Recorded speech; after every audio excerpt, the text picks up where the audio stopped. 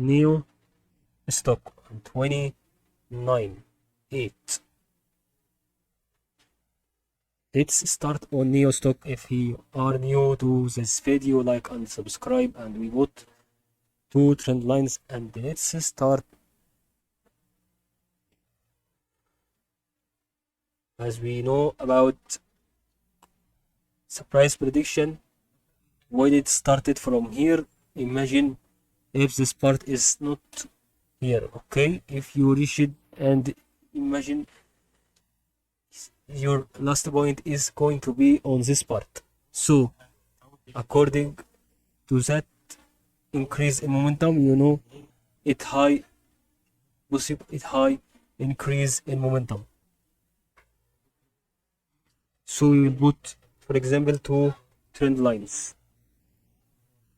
and these two trend lines indicating that if it goes a little bit about this part, it gives a high possibility increase in momentum, and according to the second part,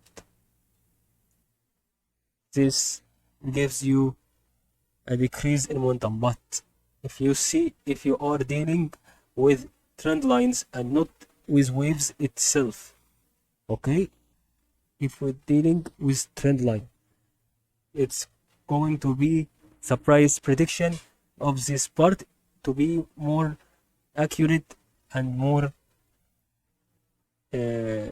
better than this second price prediction. So also this would be the same manner.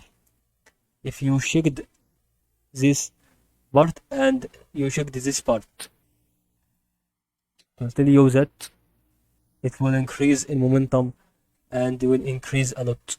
But on the other side also, it will give you a decrease in momentum, because sometimes if you say a resistance before it a decrease in momentum, and it may going to make a rebound, so it's going to make a rebound like this, like a decrease in momentum, but I think it would give you an increase in momentum.